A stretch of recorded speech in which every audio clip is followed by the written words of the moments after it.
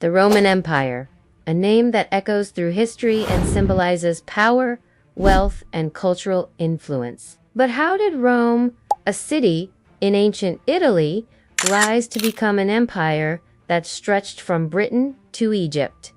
And what led to its eventual downfall? Join us as we take a journey back in time to explore the rise and fall of one of the most fascinating civilizations in world history.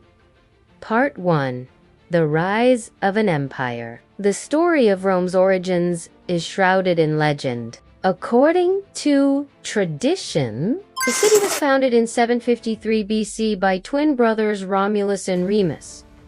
Legend has it that they were abandoned as infants and left to die, but were later found and raised by a she-wolf. Eventually, Romulus killed Remus in a dispute over the location of the city's walls. This dramatic tale might be just that, a myth, but historians believe that Rome was indeed established as a small kingdom in central Italy around this time. Rome's early history was marked by struggles with neighboring Italian tribes and the legendary figure of King Romulus. The city transitioned into a republic in 509 BC after the overthrow of the last king. This new form of government saw power residing in elected officials, a departure from the hereditary rule of the monarchy. The Roman Republic would go on to face many challenges as it grew in power and wealth.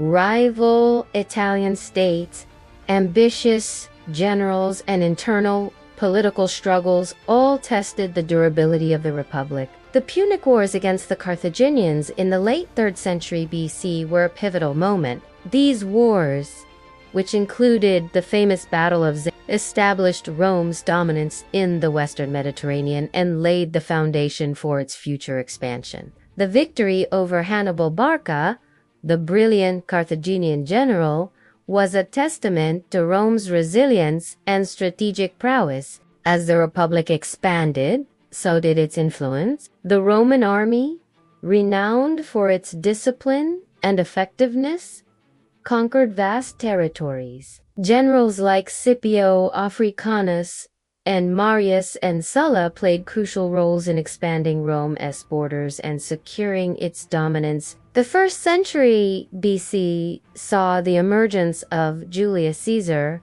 one of the most iconic figures in Roman history, his military campaigns in Gaul, and his subsequent civil war. Along with the exploits of his adopted son Octavian, later known as Augustus, brought an end to the Republic. Caesar's assassination in 44 BC paved the way for Augustus to become the first Roman emperor in 27 BC.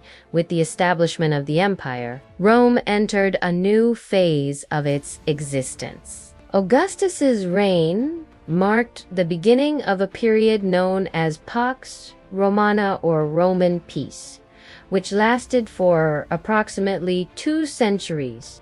During this time, the Roman world enjoyed relative stability, prosperity, and cultural flourishing. Augustus implemented administrative reforms, reorganized the army, and pursued a policy of expanding and solidifying Roman rule throughout his vast empire. He also initiated ambitious building projects, including the construction of the famous Pantheon, a temple dedicated to all the gods of the Roman pantheon. Under his successors, such as Tiberius, Caligula, Claudius, and Nero, Rome's influence continued to grow. The Flavian dynasty saw the completion of the Colosseum, a symbol of Roman engineering and entertainment. The empire stretched from Britain in the north to Egypt in the south, and from the Atlantic coast of modern Portugal to the Arabian Sea in the east.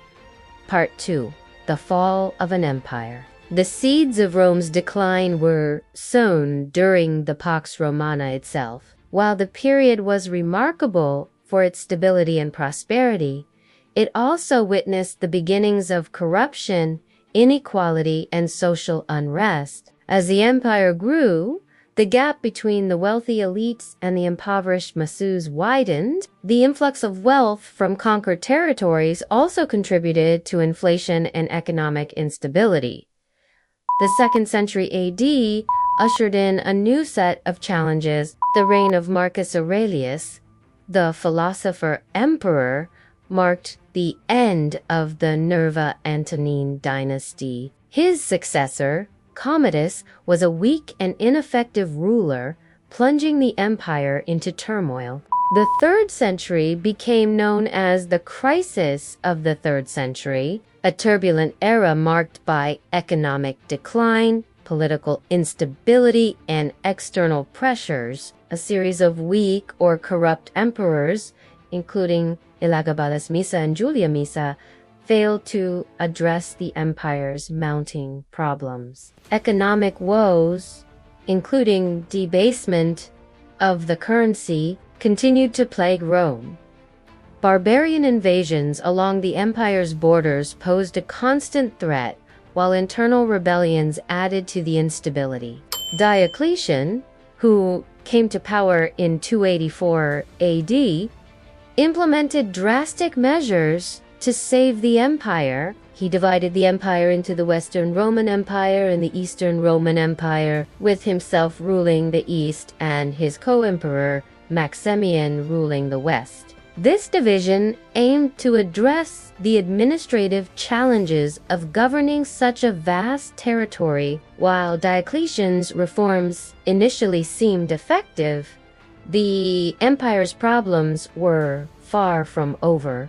The 4th century saw the rise of Constantine the Great, who in 313 AD issued the Edict of Milan, granting religious tolerance to Christians within the empire. This marked a significant shift in Roman policy and had profound implications for the future of Christianity. Constantine's establishment of Constantinople as the new capital in the East symbolized the growing importance of the eastern half of the empire. As the empire neared its end, the Germanic peoples known as Goths exerted increasing pressure on the western provinces. In 410 AD, they sacked Rome, marking a shocking event in the city's history. By the mid-5th century, the Western Roman Empire was in its final throes. On September 4th, 76 AD, the Germanic leader Theodoric the Great deposed Romulus Augustus, the last official Roman emperor in the West, and proclaimed himself king of the Ostrogoths in Italy. With this 750-year-old Western Roman Empire came to an end. However, it's essential to note that the Eastern Roman Empire, often referred to as the Byzantine Empire, continued to thrive for several more centuries. Centered in Constantinople, it played a vital role in preserving Roman law, culture, and learning during the Middle Ages. Conclusion: the fall of the Western Roman Empire was a complex process influenced by a multitude of factors. While the traditional date of 476 AD signifies the deposition of Romulus Augustulus, the decline was both gradual and multifaceted. Over its centuries-long existence, the Roman Empire left an indelible mark on history. Its contributions to law, language, architecture, art, and governance continue to resonate today. The ruins of Roman monuments stand as silent witnesses to the empire's grandeur, and the echoes of Latin can be found in many modern European languages. Moreover, the Roman Empire's impact on the course of Western civilization is undeniable. Its cultural and intellectual achievements laid the groundwork for the Renaissance and the Enlightenment. The ideas of Roman law and governance also served as cornerstones for many modern legal systems. Yet it's equally important to acknowledge the darker aspects of Rome's legacy.